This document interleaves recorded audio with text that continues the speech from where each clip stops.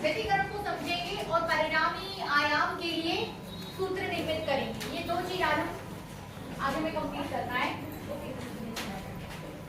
ठीक है, तो हेडिंग कीजिए अध्यारोपण का सिद्धांत।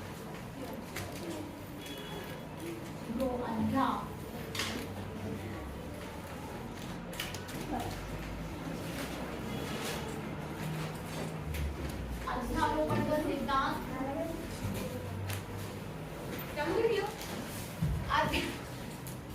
प्रिंसिपल ऑफ सुपरपोजिशन लग गई।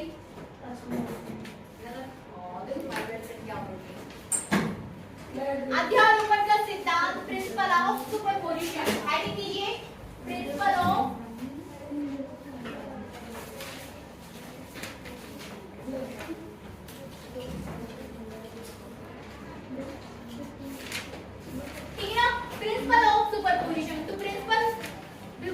बातचीत नहीं चाहिए, आप लोग ध्यान से मेरी बात को सुने। ठीक ना, देखिए पॉइंट ये है आपके पास कि तरंगे जो है गति करती हैं, किसी माध्यम में होते हुए गति कर रही हैं, है ना, और माध्यम में बहुत सारे कण होते हैं। Is that clear? माध्यम में क्या होते हैं? कण होते हैं। अब जब तरंग किसी कण पर पहुंचती है तो उस कण को विस्थापित कर देती है। समझ रहे ना?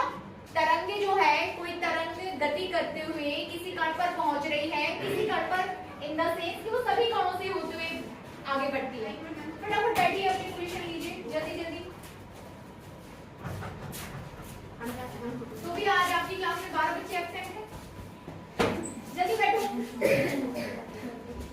ठीक है, तो पॉइंट यहाँ पर ये है कि तरंगे गति करते हुए, यदि किसी माध्यम में गति करते हुए किसी पॉइंट पर पहुंच रही है, पहुंचती तो वो हर एक पॉइंट पर पहुंचते हुए गति कर रही है। ठीक है, तो यदि किसी पर्टिकुलर आप कण को पकड़ लो और उस पर स्टडी करो तो आप पाते हो कि यदि तरंग उस कण पर जैसे पहुंचती है, उस तरंग द्वारा कण को विस्थापित कर दिया जाता है। ठीक है ना, उस कण को तरंग द्वारा विस्थापित कर दिया जाता है। अब पॉइंट ये होता है कि यदि 2 से ज्यादा तरंगें पहुंचती है तब क्या होता होगा एक समय पर। ठीक ना, एक समय पर 2 या 2 से ज्यादा तरंगें किसी कण पर पहुंच रही हैं, तब कण का विस्थापन क्या होगा? तो कण का विस्थापन जो होगा बीजगणितीय योग के, मतलब अलग अलग, ये कण है आपके पास, एक तरंग पहुंची, इसने विस्थापन किया y1। बहुत इजी वर्ड में मैं आपको अध्यारोपण का सिद्धांत समझा रही हूँ। ठीक है ना, बहुत इजी वर्ड्स में। ये तरंग है, इस कण पर पहुंची, इस कण ने विस्थापन किया y1। उसी समय पर एक और तरंग पहुंची, उसने विस्थापन किया y2। एक और तरंग पहुंची, उसने विस्थापन किया y3। तो इस कण का कुल विस्थापन, ठीक है ना, इस कण का कुल विस्थापन बाय अलग अलग कणों के विस्थापन के बीजीय योग के बराबर होगा, सदिश योग के बराबर। ठीक ना, क्योंकि विस्थापन आपकी सदिश राशि है, तो जो कुल विस्थापन है वो अलग अलग विस्थापन के सदिश योग के बराबर होगा। यही आपका अध्यारोपण का सिद्धांत है। बनेगा? यही क्या है? अध्यारोपण का सिद्धांत। ठीक है ना, अध्यारोपण का सिद्धांत है ना। अब यहाँ देखो 2 तरंग है, एक कंडीशन आपके पास ये है और दूसरी कंडीशन आपके पास ये है। कलर चौक है क्या हमारे पास? नहीं है, कोई दिक्कत नहीं, अपन व्हाइट वाले, कोई दिक्कत नहीं है।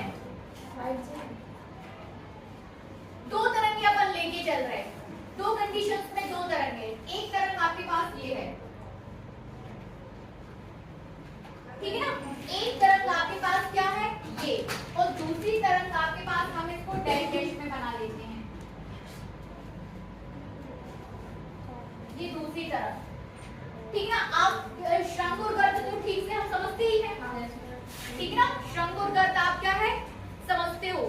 तो जब आप इस तरीके से श्रृंग श्रृंग गर्त गर्त आपस में मिल रहे हैं, श्रृंग श्रृंग और गर्त गर्त, तो परिणामी विस्थापन क्या है आपके इन तरंगों के आयाम के योग के बराबर होगा।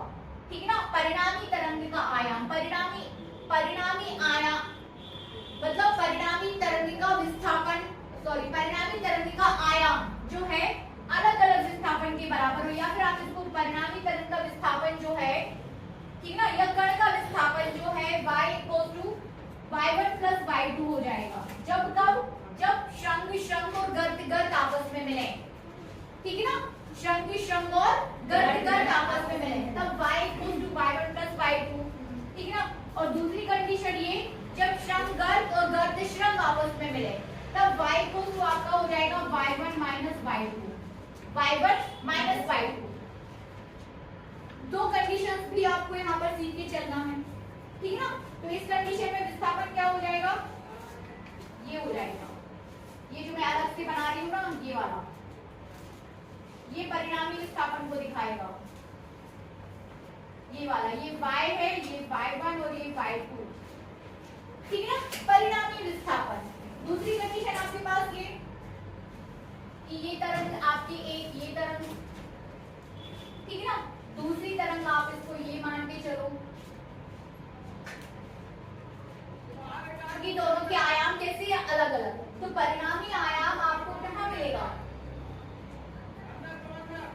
माइनस के बराबर रहेगा, y1 माइनस y2, मतलब इन दोनों से ये आयाम को प्रदर्शित करता है। ये चीज क्या है? आयाम को प्रदर्शित कर रही है, ये वाली इसके आयाम को प्रदर्शित कर रही है।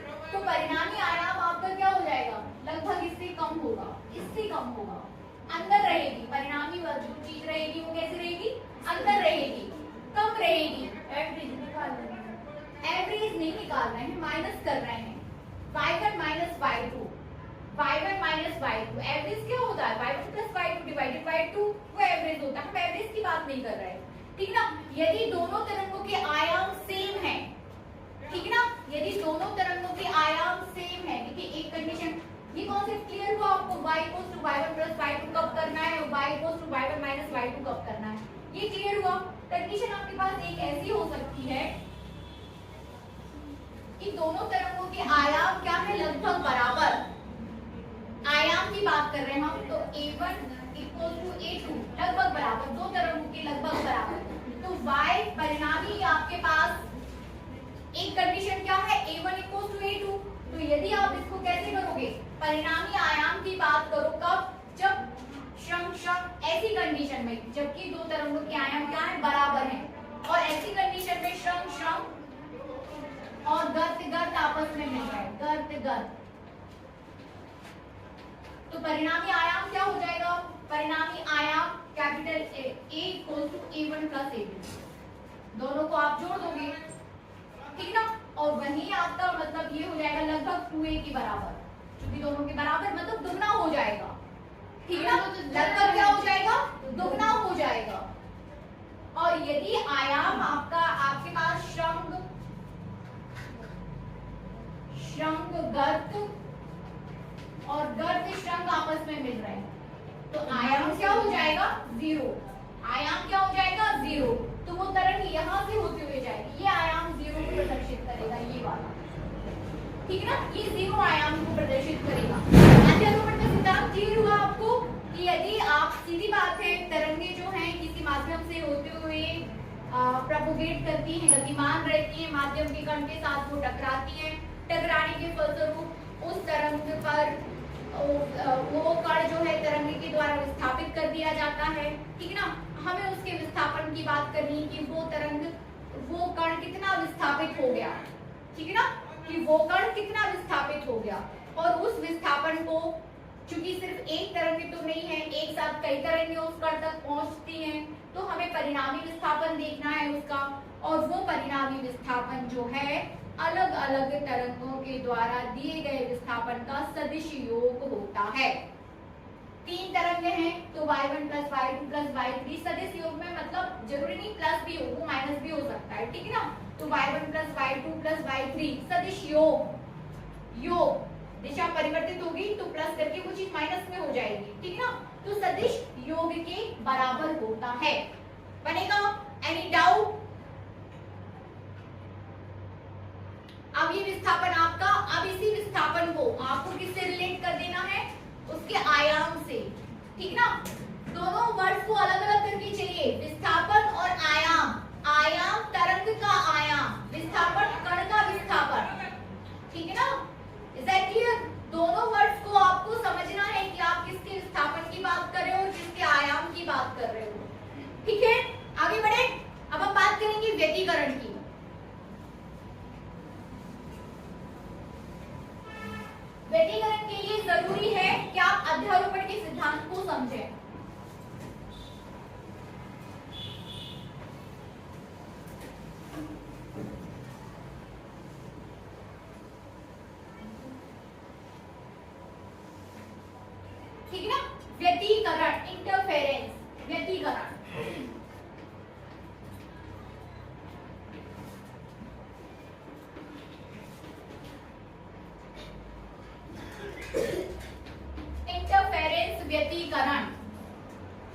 ठीक है, तो व्यतिकरण क्या हो जाएगा,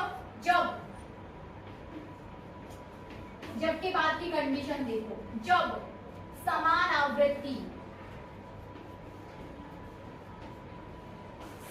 ठीक है ना, जब समान आवृत्ति व लगभग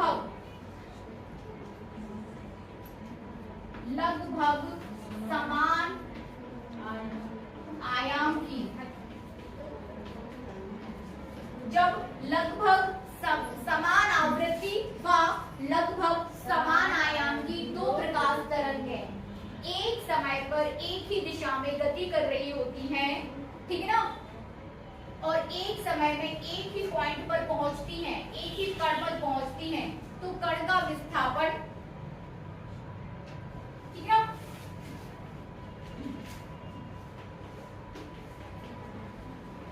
एक दिशा में, और तरंगे कैसी होना चाहिए, कला संबद्ध, एक दिशा में कला संबद्ध स्रोत से निकलती हुई प्रकाश तरंगे, दो या दो से अधिक तरंगे एक समय पर एक कण पर पहुंचती हैं, तो कणों के, तो तरंगों के अध्यारोपण के फलस्वरूप, ठीक ना, तरंगों के अध्यारोपण के फलस्वरूप, इतनी कंडीशन आप समझ पा रहे हो कि तरंगे कैसी है, दो तरंगे मान के चलो, आपके पास कितनी तरंगे हैं, दो तरंग, और वो दोनों ही तरंगे कैसी हैं, समान आवृत्ति की। समान आवृत्ति इन द सेंस, समान आवृत्ति का मतलब होता है कि ये चीज जितने समय में ये मुड़ेगी उतने ही समय में दूसरी तरंग भी मुड़ेगी। यदि यहाँ पर t/2 है तो यहाँ पर भी वो t/2 ही रहेगा, ये होता है समान आवृत्ति, ठीक ना।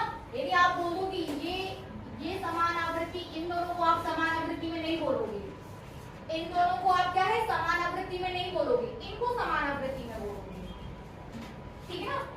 जितने पॉइंट पर ये नीचे जाना स्टार्ट कर रही, ठीक उसी पॉइंट पर ये तरंग भी नीचे जाना स्टार्ट करेगी, ये होता है समान आवृत्ति। तो जो कंडीशन है व्यतिकरण के लिए वो कैसी है, समान आवृत्ति। तरंगे कैसी हो, जो दो तरंगे आप ले रहे हो वो कैसी होनी चाहिए, समान आवृत्ति।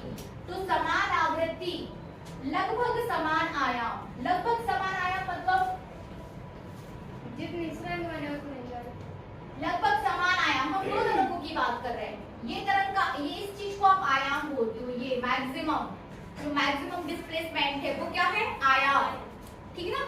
ये चीज क्या है, आयाम, लगभग समान, मतलब आपसे ये बोला जा रहा है कि इनके आयाम लगभग समान हो, बहुत ज्यादा अंतर ना हो कि एक का आयाम आप इतना ले रहे हो, दूसरे का आपने इतना कम ले लिया, ऐसा नहीं होना चाहिए, लगभग समान। यदि एक इतना है तो दूसरा आप उससे थोड़ा कम ले सकते हो या थोड़ा सा ज्यादा, लेकिन बहुत अंतर नहीं, ठीक है ना, लेकिन बहुत अंतर नहीं। तो समान आवृत्ति, लगभग समान आयाम, दो कंडीशन। तीसरी कंडीशन क्या है, कला संबद्ध।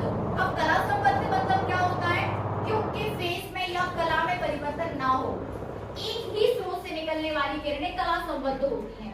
मतलब यदि आप तरंगियों की बात कर रहे हैं तो उनका स्रोत कैसा होना चाहिए, जहां से वो जनरेट हो रही है वो एक ही होना चाहिए।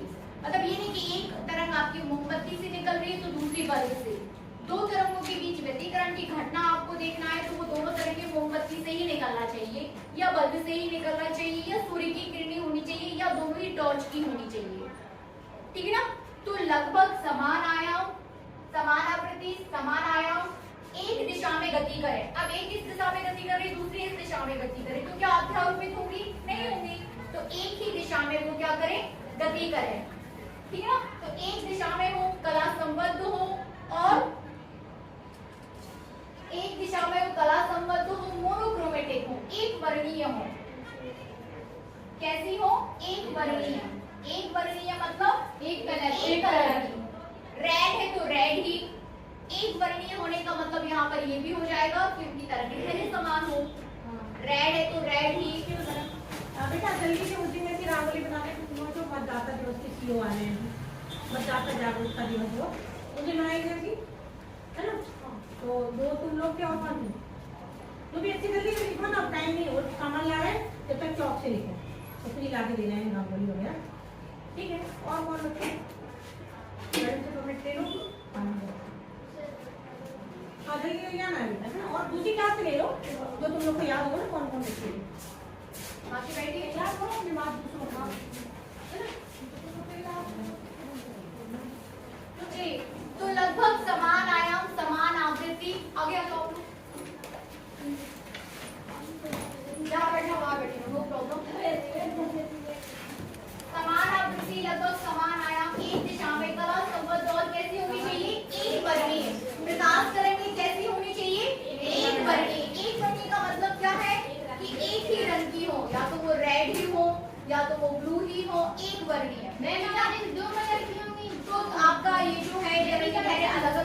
जाएगी, तरंगे धैर्य अलग होगी तो आवृत्ति अलग हो जाएगी, ठीक ना। तरंगे धैर्य दो कलर का मतलब तरंगे धैर्य अलग अलग, तरंगे धैर्य अलग अलग मतलब आपकी आवृत्ति समान नहीं रह पाएगी, तो फिर आपका जो है व्यतिकरण नहीं होगा। लगभग समान आयाम चलेगा, ठीक है ना, लेकिन बहुत अंतर होगा तो आपको ना अंतर फिर वो जो परिणामी आयाम है वो समझ ही नहीं आएगा कि कितना हुआ। तो आयाम जो है लगभग बराबर, ये नहीं बोला जा रहा है कि बराबर हो गुण, लेकिन लगभग बराबर हो वो भी चलेगा, लेकिन बहुत अंतर नहीं होना चाहिए, ठीक है। तो ये शर्त है किसके लिए, व्यतिकरण के लिए। तो जब ऐसे इतनी कंडीशंस को पूरा करती हुई तरंगें किसी पॉइंट पर पहुंचती है, किसी कण पर, तो कण पर वो क्या होंगी, अध्यारोपित होंगी, और अध्यारोपण के फलस्वरूप, ठीक है ना, इतनी पूरी कंडीशंस के साथ यदि दो तरंगे एक दूसरे के साथ क्या कर रही हैं, अध्यारोपित हो रही हैं, तो अध्यारोपण के फलस्वरूप अब क्या होगा, अध्यारोपण, तो अध्यारोपण के फलस्वरूप, ठीक है ना, अध्यारोपण के फलस्वरूप किन्हीं बिंदु पर प्रकाश की तीव्रता अधिकतम तथा किन्हीं बिंदु पर प्रकाश की तीव्रता न्यूनतम होती है।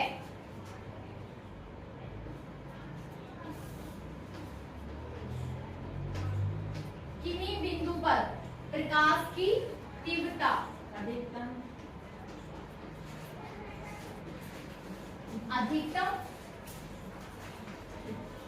तथा किन्हीं बिंदु पर प्रकाश की तीव्रता न्यूनतम होती है।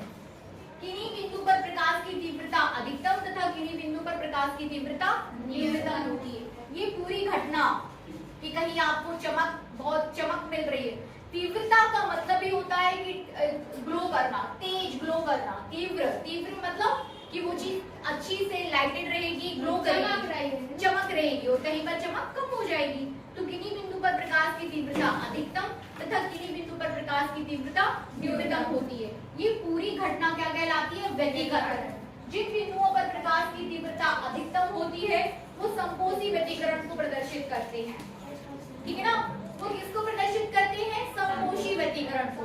और जिन बिंदु पर प्रकाश की तीव्रता न्यूनतम होती है वो विनाशी व्यतिकरण को प्रदर्शित करते हैं। वो किसको प्रदर्शित करते हैं, विनाशी व्यतिकरण को, ठीक है ना।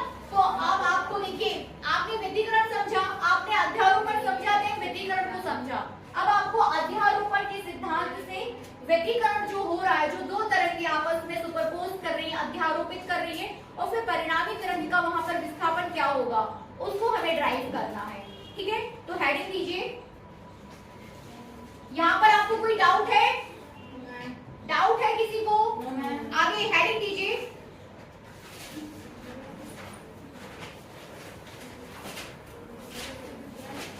व्यतिकरण की गणितीय विवेचना, साफ कर दूंगी ये पूरा, ठीक है। हेडिंग दीजिए, व्यतिकरण की गणितीय विवेचना।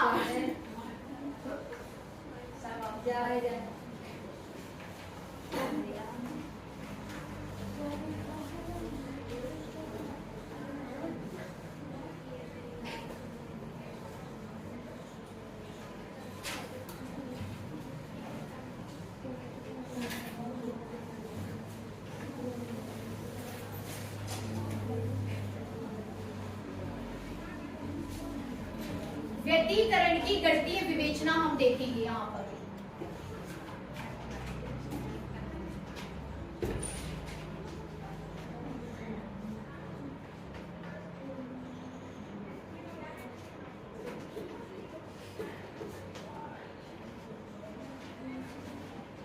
विवेचना, मैथमेटिकल इंटरप्रिटेशन ऑफ इंटरवेल।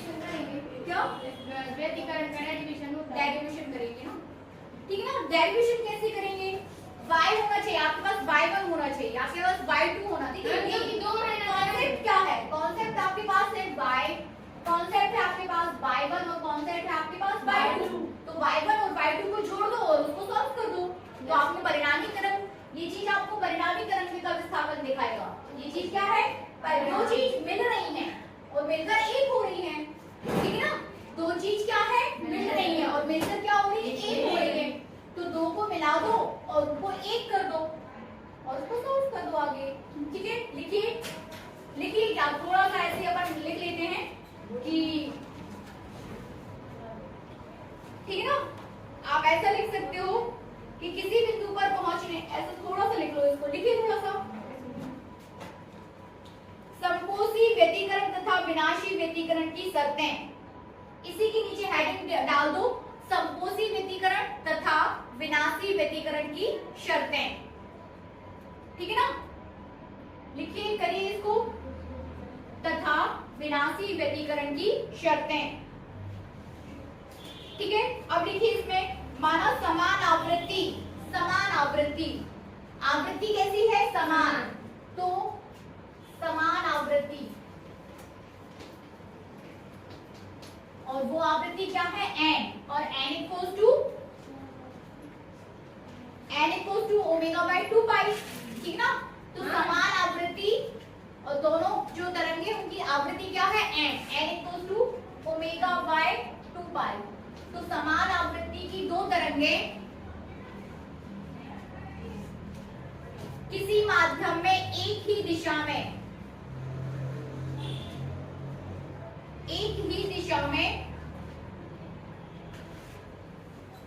संचरित हो रही हैं, किसी माध्यम में एक ही दिशा में संचरित हो रही है, जिनके आयाम क्रमशः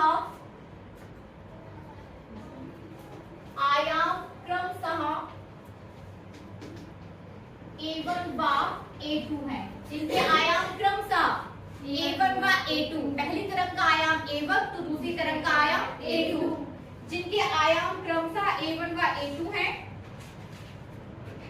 इन तरंगों के मध्य कलांतर फाई है। ठीक है ना, कलांतर फाई है।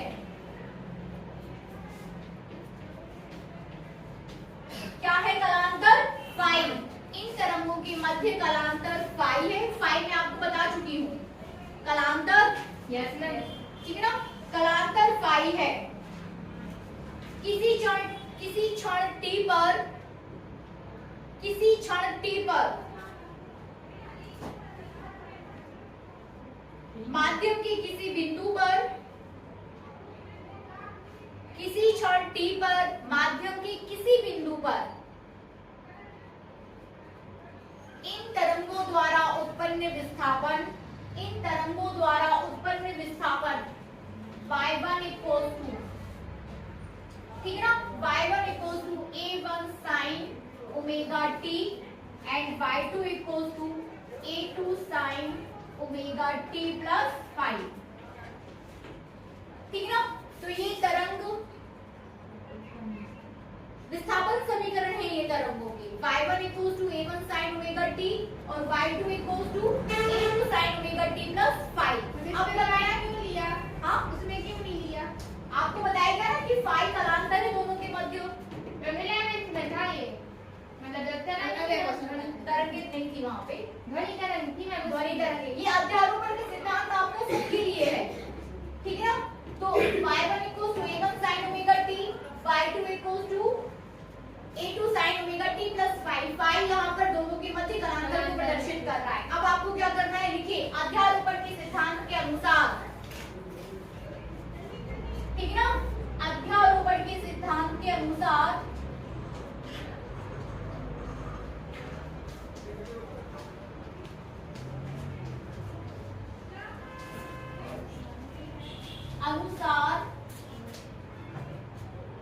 y equals to y1 plus y2।